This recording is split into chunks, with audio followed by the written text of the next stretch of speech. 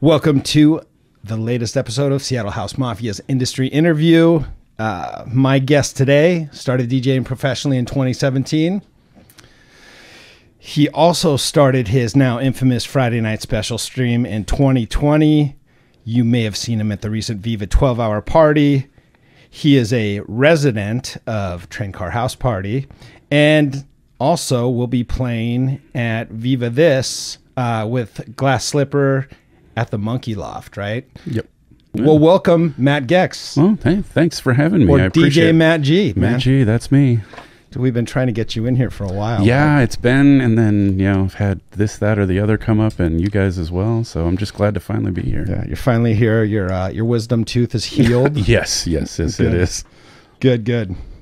So you started DJing professionally in 2017, but you've been part of the dance music community for much longer I than started that, right? like mid to late 90s, started going out, just primarily a dancer, met a lot of DJs, would always be very interested in what they did and was always watching, from the sidelines or behind or whatever. So were you like a rave kid, or was this clubs or what? Clubs, rave kid, a little combo of both. I mean, Seattle at that time was kind of a influx of everything. So oh, I know. No, I know you were there. I loved it. I mean, the mid 90s, late 90s, I talk about it like the old guy, but yeah, I loved it. Like what clubs and venues were you checking out? Let's see. There was the power plant. There was like everything down along the waterfront there in those little knacky little spots. Yep. We had Pioneer Square with Last Supper Club and everything else that was going on. Gotcha. And so 2017, so what happened between the 90s and then 2017 where you finally got into actually DJing? So finished up school. Were you local here? Yeah, I was local here. Down in Tacoma area, down south. Finished up school, was doing a little bit of partying after school, figuring out what I got to do. Next thing you know, I joined the military so I could, get away and do something, live some life. And then, September 11th happened and boom, I'm in the desert. Wow. So you were one of and where did you end up? So I ended up in Iraq 3 separate times, 3 different tours. In Army? Or? Yeah, I was in the Army. Yeah. Okay. Yeah. So you were actually part of the military. You joined the military. This was pre 9/11. So no idea that shit was going to hit the fan. Several months prior, I went delayed entry to, get some, get my paperwork in order, get my stuff, put into storage, stuff like that. And actually, I had shown up in Fort Benning, Georgia on the 30th of October, the day before Halloween. Wow. Yeah, this was 2001, yeah. So then, because we had come out of Desert Shield, right? Yeah. So, and I remember that from school. Yeah, in high school, right? So Desert Shield, and my sense is, correct me if I'm wrong, I don't want to make assumptions, but joining the military after that, you're like, yeah, probably good opportunity for the GI Bill. Oh yeah, that's exactly what I was thinking. I was like, I could go back to school. I've got the GI Bill. This'll move me along my path of where I want to go education wise. And lo and behold, things happen for a reason. I'm here right now. Knock on wood. Thanks for that. And there you go. I mean, yeah, I've heard some. I mean, I got a lot of friends who were affected by 9/11 one way or another, pulled into different areas of service, and so I mean, talk as much or as little about that. But so your plan was to do the military thing. 9/11 happened. Yeah, all hands on deck, right? All hands on deck. Got in there, started off doing what I was going to do. Which was what? So I started off, infantry training, and then, comms, started doing, line of sight communication. So basically like the equivalent of, cell phone towers, but doing voice and data, mobily and on a battlefield. So you would, set up an antenna, take down an antenna, move it to the next spot, do the same thing over and over again. And was it like hot zone? Oh, yeah. Yeah. Like when we pushed into Iraq, we were with what was called the DTAC. That was like, we had no idea what this was. And come to find out, we were the main command element for the front line every time. I just can't even wrap my head around it. I mean, like, I still don't know how I did it. It's just, with you know, that sort of thing, it just became like a muscle memory. You know, you've done it in repetition so much, just like DJing. Yeah. You know, you've muscle memory. You know, there's some chaos happening, but I've got to get through it somehow. So 3 tours, actually. 3, yeah. Yep. So how many years were you total did you do? So total I did 12 years. Wow. My last tour, that's when, you know, a lot of the injuries started piling up. And then after I got out, I got stationed out here at Fort Lewis. Okay. And it was around that time to where, you know, the doctors were like, oh, you're not getting any better. You're not getting any younger. It's time for you to medically retire. And that's what ended up happening. Was there events that caused the injuries or what? Oh yeah. Yeah. So I blew out my knee, blew out my hip, screwed up my back, stuff like that. Just from like carrying a bunch of wearing the heavy shirt is like what we called it. Yeah, you know, sitting, you know, in a Humvee doing patrols, wearing, you know, a flat plate and a curved seat that's at you like this. So for the kids that don't know, like how heavy was your pack? So standard was 35 with what I had to carry. It could go anywhere from 55 to 70. So you were probably carrying a bunch of electronics and shit. Oh no, like that was my weapon loadout. Oh my God. That was all the extra ammo, and I was also a grenadier, so I had, you know, extra stuff on top of that. Wow. Yeah. So like you did a tour. How long does a tour last? So a tour normally lasts 12 months. Okay. So the first 2 were 12. The last one that I did, we ended up getting accelerated. So we ended up doing 18 months total. So like, I think that's where mentally somehow I checked out, because, you know, you can do 12 months, but then add another 6 and you're like bananas. Wow. But I mean, I was doing it with guys that I've served with. I love them. I mean, still reach out to a bunch of them all the time. So there was a book I read a little while back. I think it's called Tribe. And it just talks about, it talks about the brotherhood. It talks about the bonding that happens, and then how hard it is to come back to civilian life. Oh yeah. Oh God. That I think that was the biggest struggle, you know, because, you know, they build you up, they tear you down and build you up. Right. Like, and you become your last name basically. Yeah. So I knew who Goecks was. Yeah. Getting out of the military, they don't teach you how to become Matt again. Right. So it took me a couple of years to figure out who Matthew was, and I think I'm doing a good job. You're doing all right. Okay. Look at you now. Hey, look at me.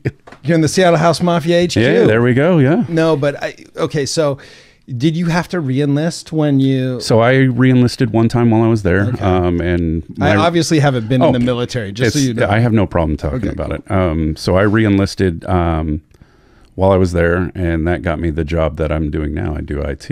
So got me a little bit of, you know, tax-free money and new job, and let's go.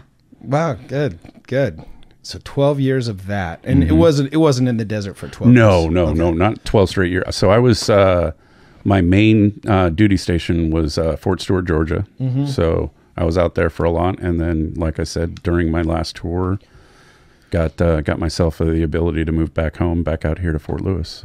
So doing all this military stuff, right? And coming from, you know, rave dance culture, like was there an awareness this whole time you were doing this? You were living a very different existence. Oh yeah, in the military. Yeah. Were you still somewhat involved in like? I mean, I was always talking to back home. Okay. And, you know, every time like, you know, I'd have leave, I'd come back home. I'd come out and go to the clubs. Okay. And hang out with my friends, and, you know, house music was always, you know, in my, you know, CD collection or books of, you know, CDs that I brought with me everywhere I went. So you got out of the military what year? So I got out of the military August 2011. Then I went back to school. Okay. I was still married at the time. Was gonna, you know, kind of again trying to figure out who Matt was. Sure. So I was like, okay, well, I'm gonna go do this, and then as I'm going to school, I'm like realizing I'm already trained in something that I love doing. So why not just, you know, continue some of that education? Then finally it just got to the point to where I'm just going to go work. Right.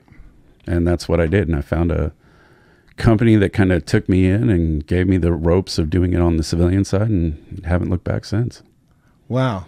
And so you're doing IT now, which is... Yeah, I do IT now. Transition from military to... Okay. Yeah. So, I mean, same IT that I did in the military is the same that I'm doing as a civilian. So people aren't shooting at you. Yeah. Yeah. I mean, yeah, Right. I don't have to live out of a, you know, Humvee or anything like that. But yeah, nobody's shooting at me either. Oh my God. Just mean emails sometimes, right? Oh yeah. Strongly worded emails. Email. But isn't it amazing when you go through? I would imagine when you go through something like multiple tours in Iraq, like a strongly worded email probably doesn't really ruffle you too much. I mean, it does depending upon like the severity of the situation. But and I'm with me, I'm very passionate about like making sure that we're putting our best foot forward for our end users, stuff like that. But I just maybe come over as over passionate sometimes when I you got to do this. Gotcha. So back in 2000, and you came back to Seattle. Yep. Okay. Yep. So was there, because you got to explore, it sounds like different parts of the country, but you wanted to come back here? Yeah, I always wanted to come back here. I knew this is where it was for me. I graduated out here. I knew that the IT community was very strong. Yeah. So I knew eventually if I'm going to get trained thanks to Uncle Sam, I can get a job anywhere really. Yeah. So 2011 you come back and then you're just doing the straight job thing, working, and you decide you want to start DJing in 2017 or so what? 2017 got divorced from my ex-wife. Everything was amicable.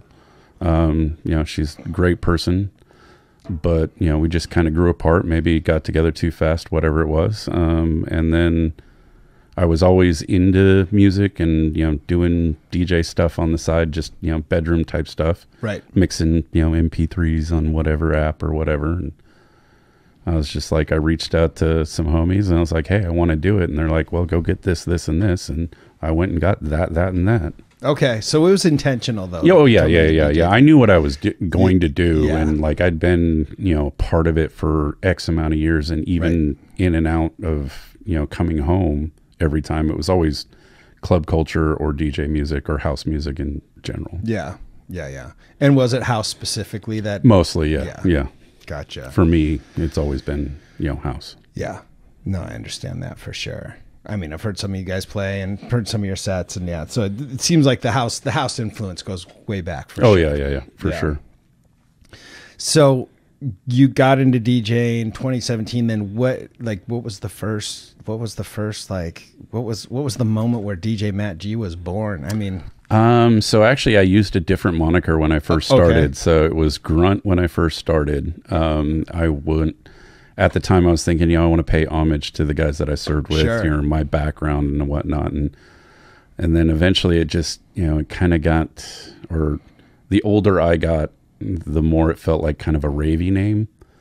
So I was like, I want to be sounding somewhat more professional. So Matt G came out, and that was just prior to COVID, 2018, 2019, somewhere in there. Okay. Yeah.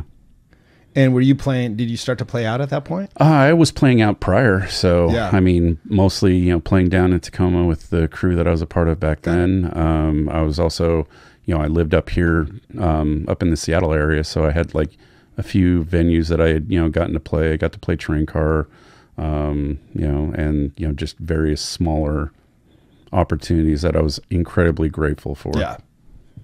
Yeah. Well, it's funny how those opportunities show up when you're showing up too. Yeah, right? yeah. It's interesting how that works. Some people don't really get. And I'm like, I tell people that all the time. Like, you got to show up to, get up. And I was doing it. I felt like I was going everywhere, and I ended up, putting myself in the hospital with pneumonia, not knowing like. Is that right? Oh yeah. I mean, I had a cough, and I'm like, oh man, this is okay. I'm feeling like crud. I'm gonna rest up. And then one morning I woke up and coughed, and I looked down. I was like, oh, that's not good. Ended up a week in the hospital, and then 2 months basically not being able to do a damn thing because of IVs and intravenous or getting infusions of antibiotics. Now, was this a hangover from some of the military stuff, or was this you were just going too hard in regular I was just life? going too hard, and it could have been I was going too hard, and some of the, injuries and stuff from the military too. And I just don't know how to quit. Yeah. I mean, you come back. I mean, like, I have lots of friends that came back from the military, like their back was compromised, their immune system's compromised. Oh yeah. I mean, let's be honest. They shoot you up with who knows how many things. You go down a hallway and they just literally hit your shoulders. Yeah, I mean, yeah. Nobody really knows what it all is. No, yeah, no. So, well, good. I'm glad you're healthy now. I didn't get super soldier serum. I'm still pissed about that. What is the super soldier serum? I mean, I'm not Captain Freaking America. I mean, that would have been fucking awesome. It's gonna happen at some point, right? Not on my watch, but shit. They're gonna start. Look out, kids! You're gonna get it soon. 300-pound, like 6'9", like yeah. I could see that happening in the near future. Yeah, corn-fed, soldiers out there. Oh my God. So 2019, you're playing out. You got various gigs here and there. You're aligned with a few different crews, playing in the city, and then. Because I know that's right around the time Friday Night Special started, right? So Friday Night Special started, and I got to thank Tony H for that one, because he got on Twitch way early, kept trying to tell me, you got to do it, you got to do it, you got to do it. And I was always on his, right? Because it was like really convenient, after work, I get home, it gives me something to listen to, relax. And then COVID happened, and then it was 2020 when I got into it. Right. So I was late to the game, but I'm still doing it. And I know they're most Friday nights, honestly. I mean, I know. I see, like, you're not always chatting, and I can always see who's in there, and it's always, it's not about who's there. It's about, just having fun. Yeah. And I started this thing just for shits and giggles. Ended up being some practice session that I have a virtual audience for, and I've got a great family of loyal people that just show up every week, and I'm so grateful for them. Dude, I mean, I'm literally either working out or like taking my wife to dinner or taking the dogs. I'm usually in there. That's why I don't chat, because I'm doing something. Yeah, and that's what is perfect about it, and that's why I chose the 7 to whatever. During COVID, it was like I could go as late as I wanted. Yep. But then when stuff started opening up again, I'm like, I'm not going to try to compete with anybody that's got a night that starts at 10. Right. Occasionally, I'll go a little bit longer with a guest or whatever if they're feeling the groove, and we just do it. It's fun. But no, it's super, like I mean, I check out a lot of them, but yours, and then on Saturday mornings, a lot of times I'm on Breakfast Jam. Yep, me too. Yep. Just because, and I've got to play a bunch of those too. Those are always fun, unless it's like back to back, and it's just like, right. Or you had a hard Friday night, maybe. Oh yeah. Oh, I know what you mean. I always prepare though, because they're really great about like pre-planning and letting me know, and so I'll be like, okay, maybe I'll behave a little bit more on Friday. Yeah, I gotcha. So the Friday, how many episodes now are you in Friday Night Special? So what I've counted this week will be 133. Wow. And I know that there were plenty more before I started really officially counting and recording them, and oh my God, I'm just like, I'm still blown away, because I just had the 3-year. I remember that too. Yeah, and I was like, I wasn't going to do it, and it was a friend and mentor of mine. He's like, dude, 3 years is a big thing. You should do it. And I'm like, I don't know. I'm just kind of tired. Work's been crazy. I'm just not feeling it. And he just kept poking, and I finally did it. So thanks, Wes. I appreciate that. That Wesley Holmes. Yeah, Wesley. Yeah. He's such a kidder. I love him to death, and he's always been that way. But he's always pushing for good. Yeah, from people, and that's you got to love that. Nah, he's a positive force. Oh, man. he really is. Has been for years. Yeah. There's a few guys, and Wes is one of them. He's a real one for sure. Oh yeah. And so I mean, 3 years, right? Like that. That's one of those things where you just kept pushing through. Because I mean, I took time off too. I mean, it wasn't like constant, and that was one of the things I had to learn. Like, you got to take breaks. Yeah, it's all right. With like everything. And it's okay to do that. Yeah. Like, and at first when I'd take a break, I'd feel guilty, but then people are like, no, we understand. You got life, everything else. And so it's good. Yeah, no. And and I think probably, I mean, whether it's measurable or not, that's probably helped you get your name out there, get your sound out there, get people to get to know you a little bit. Yeah. Even, I mean, I'm sure it is, but it's like one of those things because I do it, and it's like I'm doing it all the time, either working on promo or whatever for it. It's just in the back of my mind. It's not a forefront for me. It's just something I do now. Yeah. So I guess it's part of me. No, I mean, but like I've realized this about myself is, I'm much more productive when I'm busy than when I'm not busy, and whether it's making mixes, doing this, like. I know, even though I don't want to be busy, I think sometimes like when I'm not doing anything cool. Like, oh no, like if I'm just sitting around, unless like I'm like telling myself I have to just chill, right?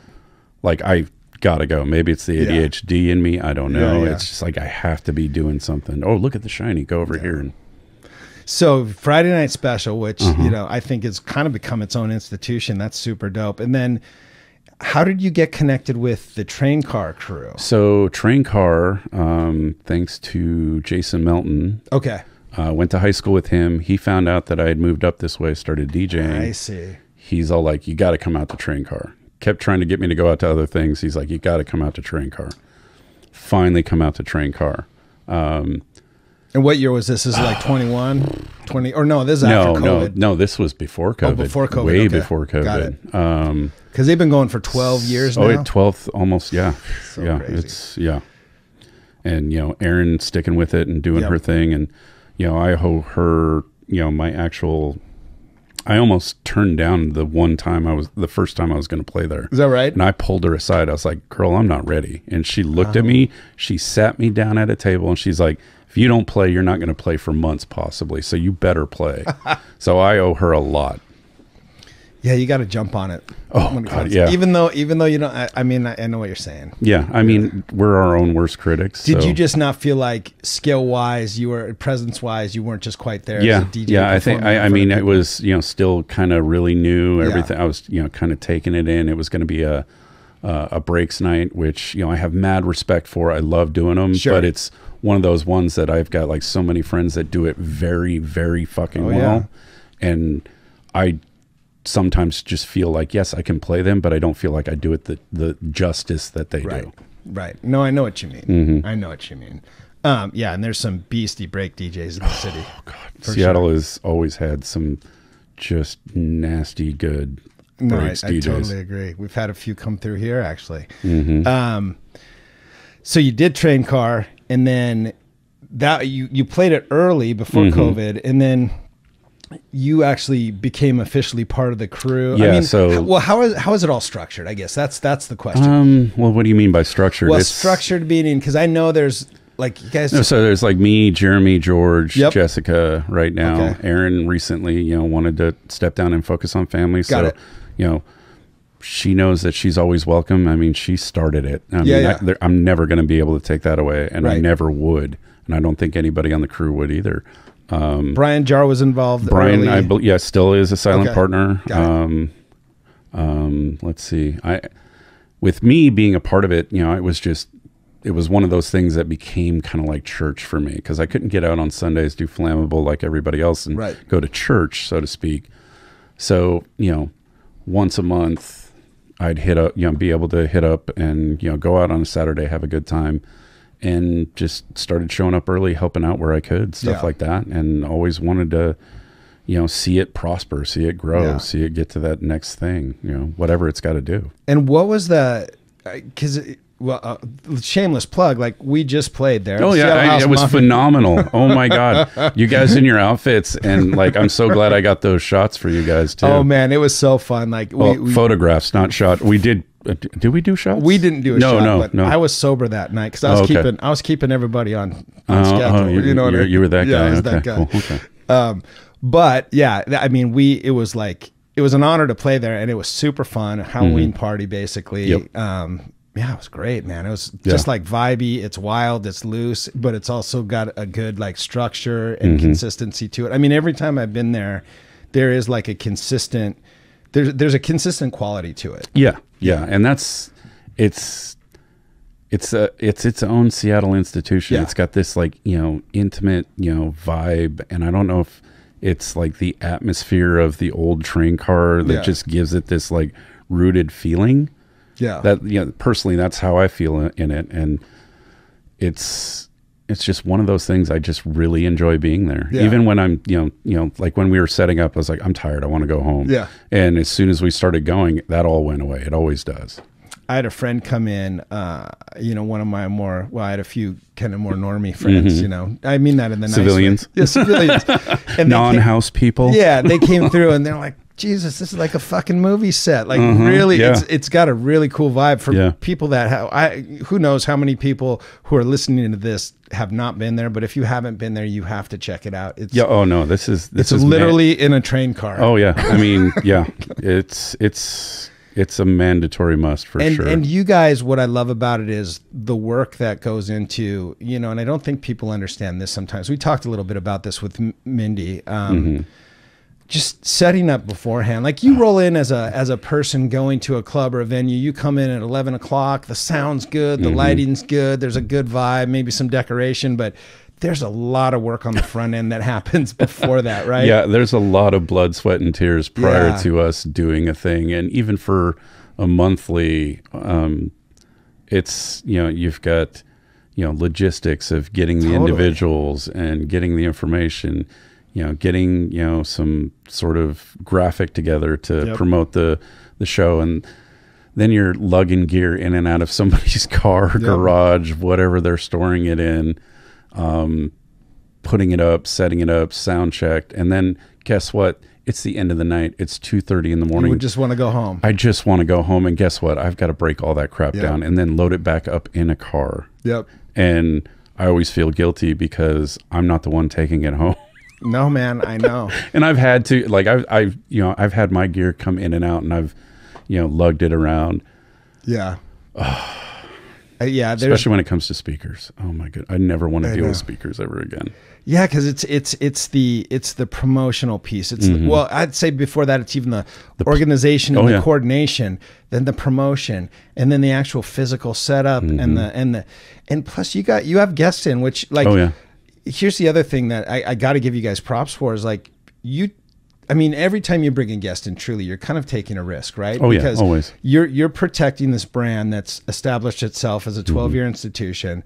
You bring in three knuckleheads like Seattle House Mafia who wear matching costumes and just hope it fucking goes well. They were so on point, though. Those costumes, like, we had no idea you guys were going to do. Like, we knew you'd probably do costumes, but and then what you guys came out, on brand, even, too. Yeah. I mean...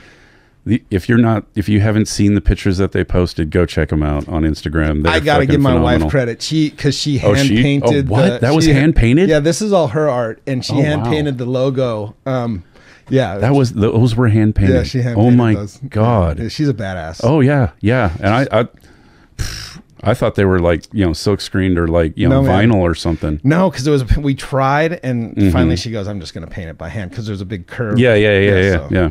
Well, I mean, I grew up in a sign shop, so art's been my whole life too. So I respect people that can, you know, do. I respect it. I have zero idea how to do any of it, but I respect it.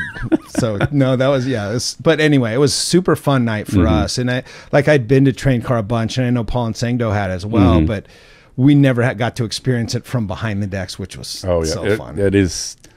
That is a whole different type of special back there. Yeah, and then especially when you're with your group of, you know, your chosen fam, even that makes it a whole lot better. And like, I mean, even at the very end, like of course, like it's I love it when things finish strong, and when you get booze because you turn off the music. That's the vibe. Yeah, and we had some of that too, because like it got to the point where, like, you know, the bar is like, hey, you guys gotta shut and they shut it down. They're so nice to us about that. Nice. And like, I haven't been there all the years, but like the years that I have been there, it's always the same thing. Yeah. Nobody ever wants it to stop. They're so sweet. And it's always frustrating because sometimes we'll hear karaoke still going on in the other rooms that they have. Yeah. And I'm like, why the fuck do they get to go? And I'm like, I want to fucking play music, y'all. I know, man. But then again, I also want to go to bed.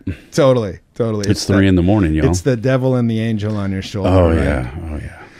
They're always there. No, it's interesting to learn about the lore of Train Car, and then to actually get a chance to be part of it was pretty cool. So we do appreciate it. But I think it's, you know, it's a testament to you guys and the folks before you, and Aaron and Brian and everybody who's been able to kind of keep this thing chugging all along. Because that's not easy, man. Oh no, and I'm motivated. It's not going to die on my watch. I will not allow it. I'm come hell or high water. We'll figure out a way together. Yeah. So if we talk, you know, Train Car, I mean, that's both historical and kind of present, but and then you have some other gigs coming up, like present wise, what do you got? What are you working on right now? Well, I've got David Lowe for Friday Night Special coming up this Friday. That's going to be fun. That's been one that I've been, talking with him. He's, we're both like super busy, and he's got his stuff, and then finally it just worked out. He hit me up. He's like, "What about this?" Yeah. And then I see him post like his whole myriad of stuff he has going on, and he's got one hell of a weekend coming up.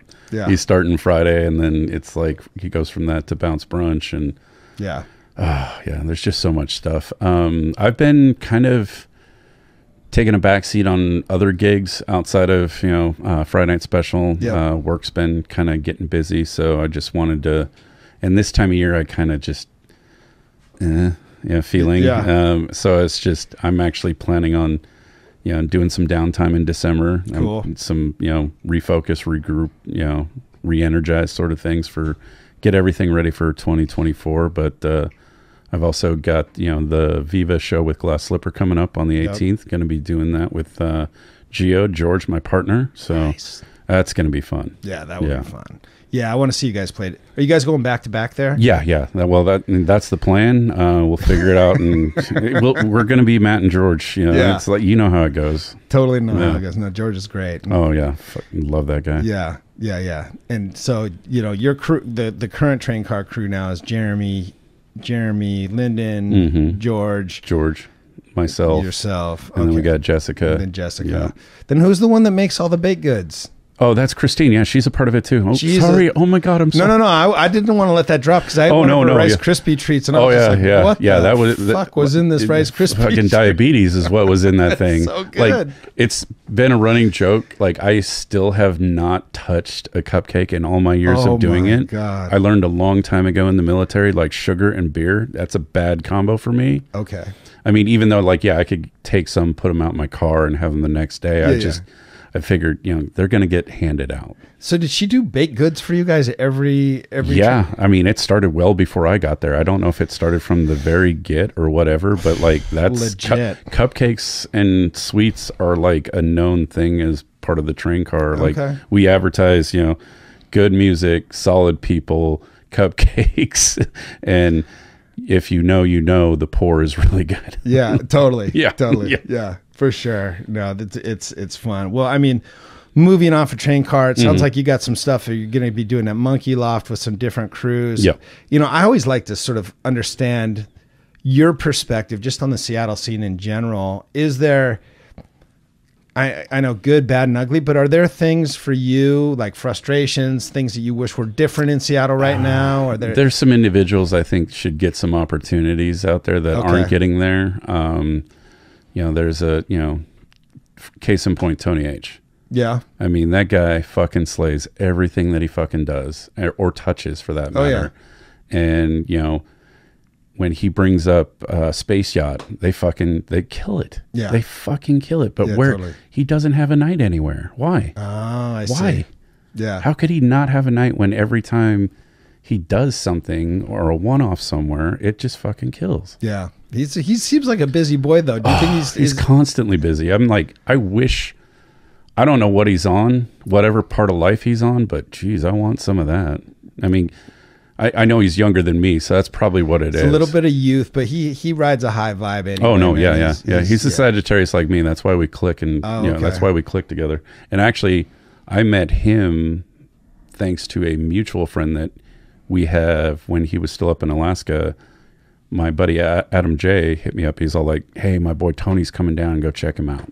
Interesting. And so, like, when me and Tony finally clicked, I just looked at him and was like, "Tequila?" He's like, "Tequila," and that's what we do. Shots of tequila. So you guys have an Alaska connection. Yeah, we had Tony in here, and I had no idea he had a background in Alaska. Oh God, that guy's been everywhere. So you would say one of the things that you would like to see in Seattle is maybe more opportunity for a more diverse group. Yes, I mean, I would like to see more people of color get more opportunities out there. It seems like the crews they're very monotone right now. Yeah.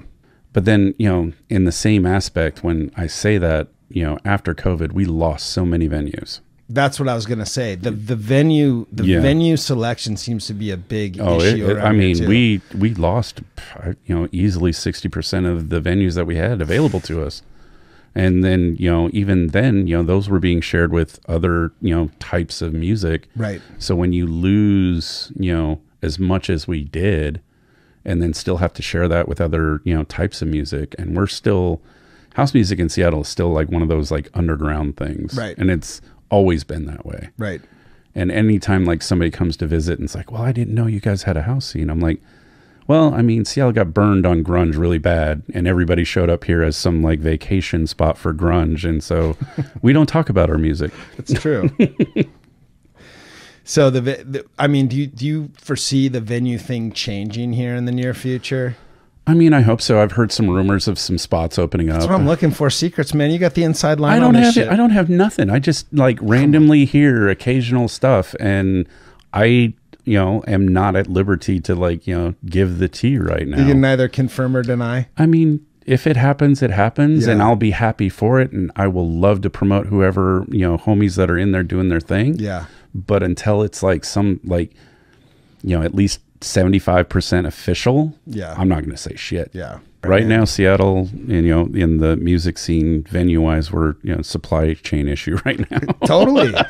I hate to say that because I'm just tired of hearing that same song and dance everywhere. And even at these brilliant venues that we do have, like if there's something going on every weekend, twice a weekend, like it starts to become a little bit diluted, I think. Oh yeah, and it's unfortunate. And the other thing is there's so much talent in this city. Yeah, so much. Yep.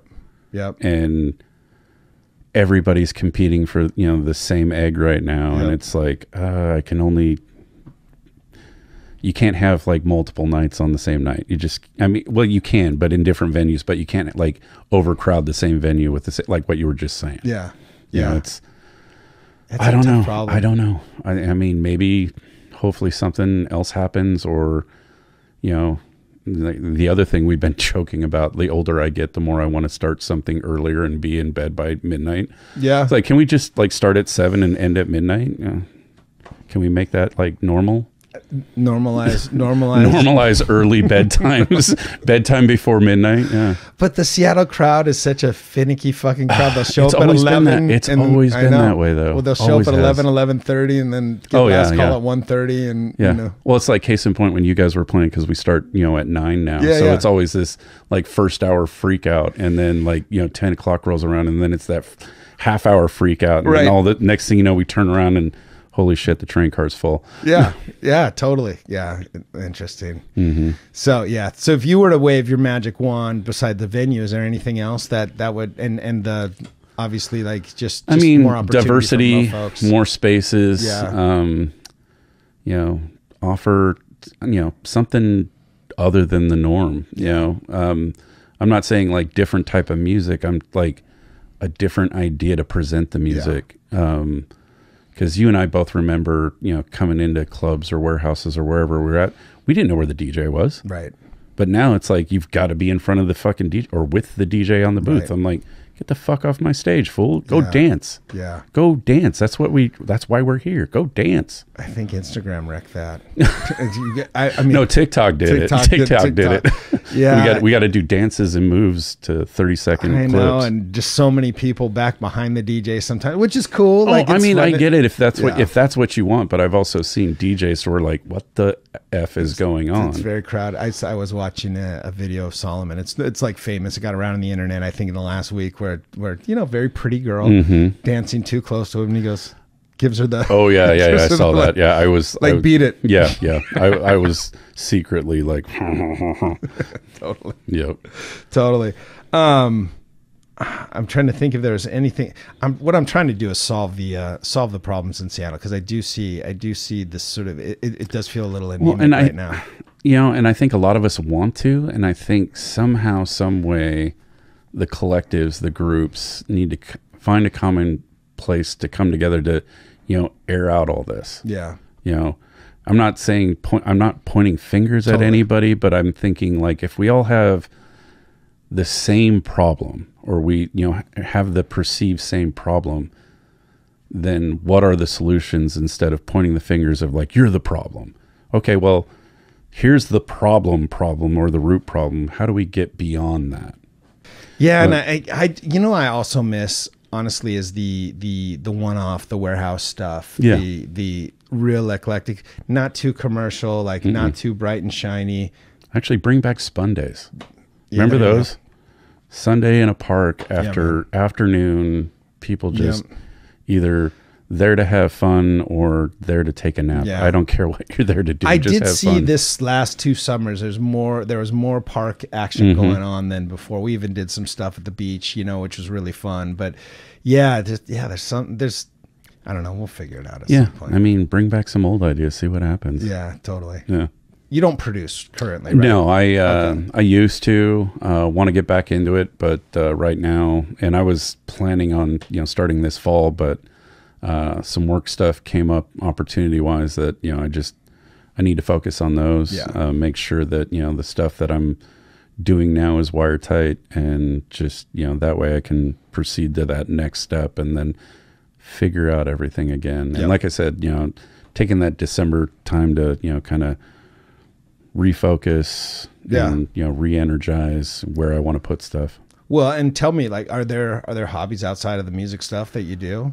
Lego. I mean, if you bet on this, I love Lego. I really do. So nerdy. There's, you know what? I am a fucking nerd. I will admit. Like when I have people come over to the for Friday Night Special, I'm like, welcome to my nerd.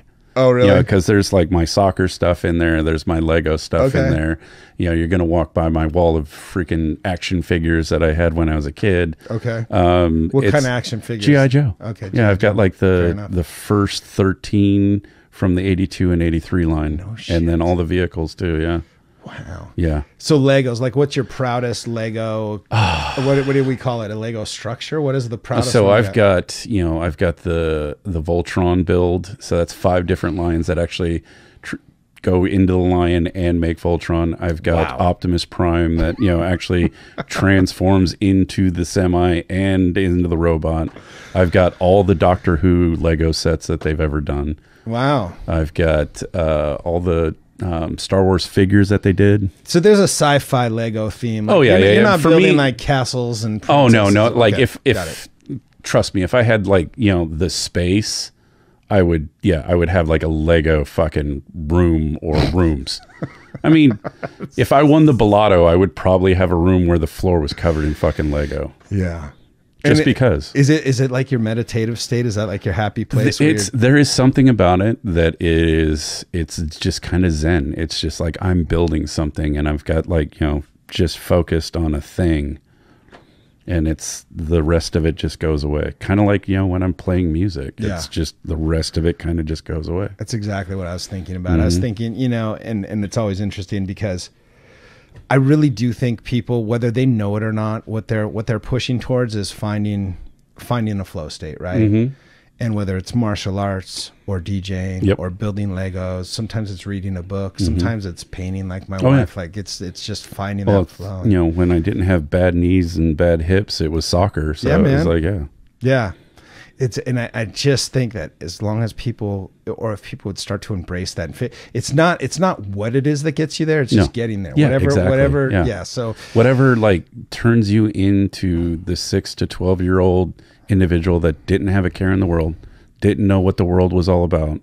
And that's why I tell people all the time, I'm 12. Yeah. Mentally, I'm 2 hours later. It's 2 hours. Yeah. And then, oh shit, I've got to be at work in 2 hours. Exactly. Why did I just build this whole damn thing? Or why did I end up, working on this art piece that I was working on? Or what? It doesn't matter what it is. If it makes you happy and it gets you out of whatever it is that's weighing you down, do it. Go do it. Have fun with it. As long as you're not hurting anybody, that's all I care about. Yeah, it's especially with as many people that I talk to that are part of the dance music community or just artists in general. It's when they're the happiest, it's when they're exploring, even if they're exploring the edges of an art, they're still exploring and learning and participating. And I think when we start to get anxious, I'll throw myself in that same bucket. When we start to get anxious is when we're not doing enough of that. You know what I mean?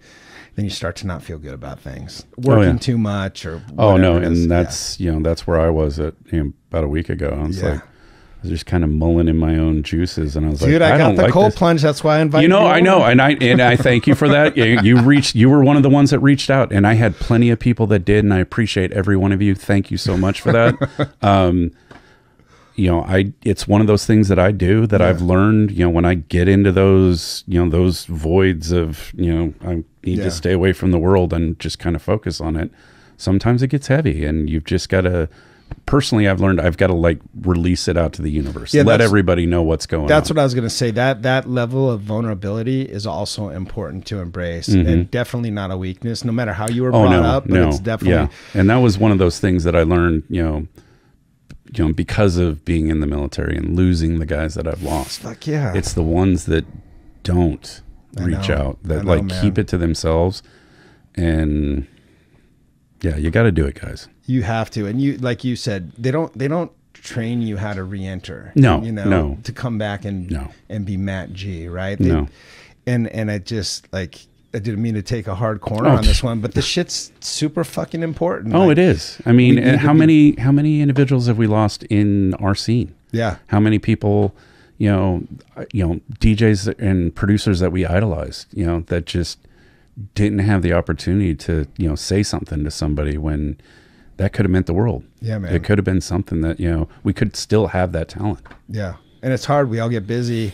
Yeah. And unless they give an indicator, you just don't know. Well, and, when with me, I feel like, I think we all feel that way when we get that way. We feel like we're being a burden by, sharing it. But then 100%, dude. Case in point, I share it and realize and I know I have the support, but sometimes you just need to like visually see it or audibly hear it. Oh, yeah. Sure. Oh, yeah. Especially after COVID. Yeah. We all got in those like dark crevices that, sometimes, and some people are still there. Yeah, man. And that's why I'm grateful I'm doing the stream and give them an opportunity to hear something in the world. Watch it, please. Have fun with it. I hope you're dancing in your freaking socks and underoos, whatever you're doing, or what, like you said, you're, working out, or, you're painting the fence. I don't care. Just do something. Yep. Yeah, and you seem like you're very cool about like even bringing people physically into your space. And Which I also kind of that's an important thing for me too. I want to create a cool creative space that I welcome people into, that I trust, and let them experience my work. And that was a big I know, leap to take. I know. I was just like, oh, I know. And I still, at times, I'm like, am I doing the right thing? I don't know. Yeah, no, you are, man. I think you're doing a good job. And you guys are too. Yeah. It's been fun. It's been a fun experience, and it's been fun to watch you guys evolve, and not only from Train Car, but just the Friday Night Special stuff, and then seeing your name right up next to some other big names, which is super dope. I'm still getting used to that, and it's like still so weird, but then it's like, I've already seen them play. Am I going to stay? I usually always do, but it's just, oh man, it's hard to put into real words like what it feels like to get these opportunities. You're earning this shit though. That's what's going on. You're putting the work in. People like me, or like my music at least. Yeah. So I must be doing something right. I get repetitive, but you've created a currency, Matt G currency, that I think you establish the value, and now other people start to see the value. And I see this a lot when people come through and we talk through this, and we're kind of trying to do the same thing. Like, let's make our own currency. Let's make a differentiator, and let's also bolster and support along the way. And we'll all make our own Bitcoin and do it. We'll figure this shit out. I don't know what it's going to be worth on the open market, but no kidding. No, I'm a firm believer in building your brand. Yeah. That was one of the things, case in point, the fucking funny face shit that I did. And that's, I told you, it started off on a fucking dare. Yeah. And, next thing you know, the stickers are happening, and then I made air fresheners, and then, they're on a fucking soda bottle, for Christ's sake now. I know. And then I put them on a fucking shirt. I'm like, I keep telling myself, when is it going to stop? And then more and more people want more air fresheners, or more this, or the glow in the dark face. I'm like, oh my God, this will never end. It's now, that face is now Matt G. I mean, maybe that's why I'll make a coin next time. Maybe. How about that? I mean, that's the thing. Like, people, I think we sell it short, but people like to support. Like, if they see you putting the work in, they really do. Like, I've noticed. If you're surrounded by the right people, they're going to support you. And that's cool. I mean, not everybody can go out all the time, right? But Like if you're all you're depending on is your friends when you do a night, then at some point nobody's going to show up. Yeah. Oh, I know. Yeah. People have lives, and sure. I think that's the one thing as I've gotten older I've realized. I'm like, you've got your own shit. I mean, go deal with it. When we can come together and do shit together, let's do it. Yeah. But the good ones, the real ones, they understand. And, and there's no butthurt, there's no bad feelings. It's like everybody kind of converges when they can, and that's super cool. Yeah. Well, dude, thanks for coming in. I want to put you on the decks, man. Oh, man, I got to do that next, too. The infamous Seattle House Mafia HQ. You get to play on some fun little gear, and you can be as loud as you want, which is always fun. Or not. I always say that, and then I look at around, and we're all so old. They're like, no, dude, I don't play that. I mean, I've already got tinnitus thanks to being blown up. I'm just like, let's keep it down here. Like I had a friend over the other day, and she kept turning up the volume. I'm like, it doesn't need to be that loud. Trust me. Yeah. I'm like, it's so loud I can't see. Yeah, exactly. Well, you have permission to get loud if you want. I appreciate that. Anything else? Any shout outs? Anything else you want to say before you jump off? Seattle, I love you. All my Friday Night Special fam, I love you all as well.